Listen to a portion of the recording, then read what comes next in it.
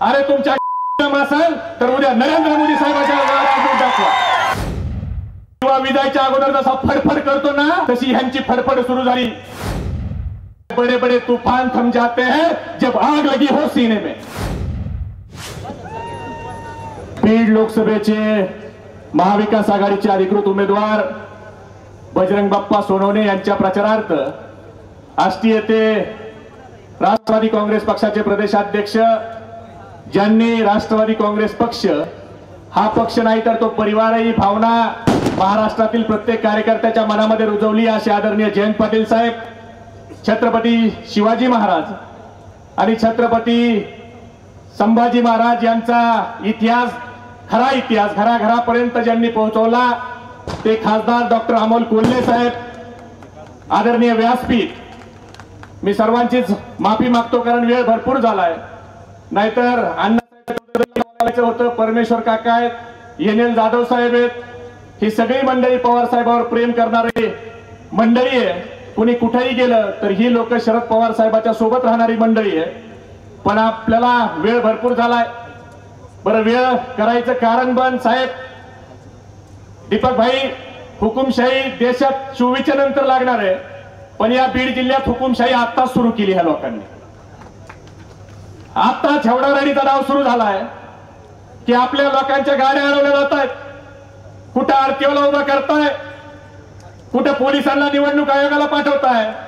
अरे तुमच्या असेल तर उद्या नरेंद्र मोदी साहेबांच्या गावात दाखवा।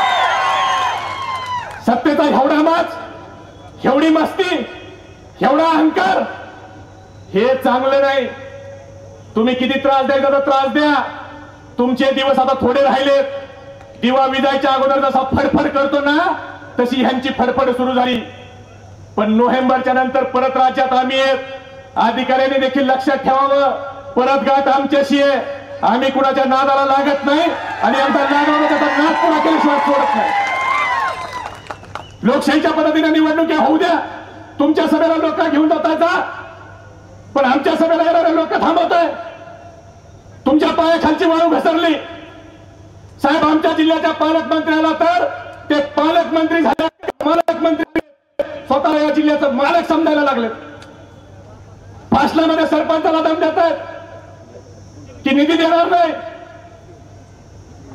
पालकमंत्री साहेब, तुम्हाला निधी द्यायचा अधिकार आणि तुम्हाला पदावर बसायचा अधिकार या सर्वसामान्य नागरिकाला आहे। उद्या ह्यांनी जर तुमची खुर्ची काढून घेतली तर तुम्ही निधी काय, तुम्ही कोणत्याच कामाचे राहणार नाही। आज आमच्याकडे कोल्हे साहेब नवीन पद्धत निघली, सांगतायत आम्ही प्रारब्ध लिहू। प्रारब्ध कोण लिहितं?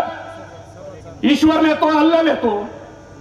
प्रारब्ध म्हणजे नशीब, हे लिहायचं काम ईश्वर अल्लाहचं आहे। पण आता आमच्याकडच्या नेत्यांना एवढी सत्तेचा अहंकार आणि मस्ती आली, ते म्हणतात आम्ही तिघं जर एकत्र आलो तर आम्ही ठरवू कुणाचा प्रारब्ध लिहायचा आहे। अहो, आम्हाला छत्रपती शिवाजी महाराजांची शिकवण आहे की माणसात देव बघा, आणि आम्ही हा माणसात देव बघणारे माणसं। उद्याच्या निवडणुकीत तुमचा प्रारब्ध हे तुम्ही कुणाला ठरवणार नाही, ही बीड जिल्ह्यातली जनता तुमचा प्रारब्ध ठरवणार आहे। जे लोक 2019 ला बजरंग बाप्पा हे शेतकरी पुत्र हे वरडून सांगत होते, ते लोक आज बजरंग बाप्पा 2 कारखान्याचा मालक आहे आणि कसे शेतकरी पुत्र नाही हे सांगतायत। अरे बजरंग बाप्पा एका शेतकऱ्याच्या घरात जन्मलेला मुलगा आहे, जिल्हा परिषदेचा सदस्य आहे, जिल्हा परिषदेचा सदस्य होऊन त्यांनी 2 कारखाने काढले। मराठवाड्यात चांगला भाव त्या बजरंग बाप्पाचा कारखाना देतोय, तुम्ही 2 कारखाने काय 4 कारखाने काढा, तुम्ही चांगला भाव द्या, पण शेतकऱ्याच्या पोराला कारखाना उभा करायचा अधिकार नाही। बजरंग बाप्पा तुमचे 2च कारखाने आहेत ना, दुसरं काही 2 नाही ना? नाही तर 25-26 वर्षांनी आम्हाला कळायचं की तुमचं दुसरं काय आहे। अरे 2 कारखाने काढले काय पाहिजे, शेतकऱ्याच्या हितासाठी कारखाने काढले, पण तुमची मानसिकता नाही। सर्वसामान्य कुटुंबातला एखादा शेतकऱ्याचा पोरगा, त्याला खासदार व्हायचा अधिकार नाही, त्याला निवडणूक लढवायचा अधिकार नाही का? बघा, निवडणुका तुम्ही लढवायच्या, सामान्याच्या पोरांनी निवडणुका लढवायच्या नाही, ही मानसिकता आहे। आता बबन भाऊ सांगायला लागलेत पंकजाताईला केंद्रात मंत्री करायचं आहे म्हणून पंकजाताईला निवडून द्या। अरे पंकजाताईला केंद्रात मंत्री करायचं आहे, मुंडे साहेबांना जर ह्यांना एवढं प्रेम आहे तर प्रीतमताईला का नाही यांनी केंद्रात मंत्री केलं? तर म्हणले प्रीतमताई ज्युनियर आहेत म्हणून त्यांना मंत्री केलं नाही. अरे म्हणलं लका तू येडा का खुळा? त्या भागवत कराड नगरसेवक पदाला पडलेल्या माणसाला तुम्ही राज्यसभेवर घेऊन केंद्रात मंत्री करता, पण तुम्हाला प्रीतमताईला मंत्री करता येत नाही.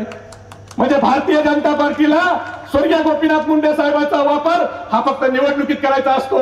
आणि मग अशी कुणीतरी म्हणलं की या मतदारसंघाची निवडणूक संदीपायांनी सांगितलं, ही सर्वसामान्य जनतेने मित्रांनो हातात घेतली. बोलण्यासारखं भरपूर आहे, पण आपल्याला मुख्य वक्त्याचं भाषण ऐकायचंय.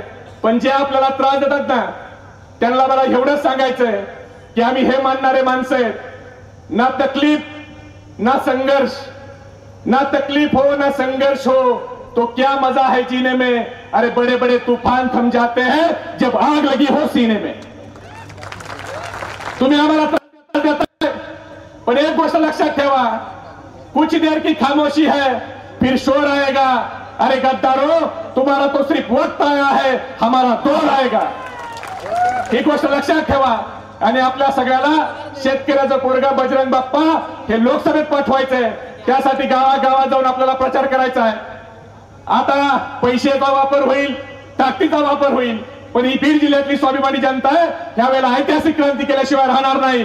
2004 चा निकाल हा आपल्याला 24 मध्ये आणायचा आहे. आणायचा आहे का? खासदार निवडून द्यायचा आहे का? जयंत पाटील साहेबाला सांगा इतक्या कमी आवाजात कसं खासदार काय, आपला झेडपी मेंबर पण निवडून यायचा नाही असा आवाज निघतोय.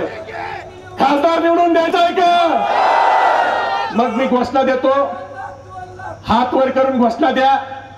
आपला हात वर असताना शेजाऱ्याकडे लक्ष ठेवा. ज्याचा हात खाली आहे समजून घ्या विरोधी पार्टीचा आपलं काय चाललंय ऐकायला आलाय. छत्रपती शिवाजी महाराज की, बजरंग बप्पा सोनवणे तुम आगे बढ़ो, शरद पवार साहब तुम आगे बढ़ो, जयंत पाटील साहब तुम आगे बढ़ो, कोल्हे साहब तुम आगे बढ़ो. धन्यवाद. जय हिंद, जय महाराष्ट्र. यानंतर मी माजी आमदार आदरणीय साहेबराव नाना दरेकर साहेब यांना विनंती करतो की त्यांनी आपलं मनोगत व्यक्त करावं. देश विदेशातील प्रत्येक घडामोडींचे लाईव्ह अपडेट मिळवण्यासाठी आता साम टीव्हीच्या सर्व सोशल मीडिया प्लॅटफॉर्मला लाईक, फॉलो आणि सबस्क्राईब करा. तसंच सर्व नोटिफिकेशनसाठी बेल आयकॉन प्रेस करायला विसरू नका.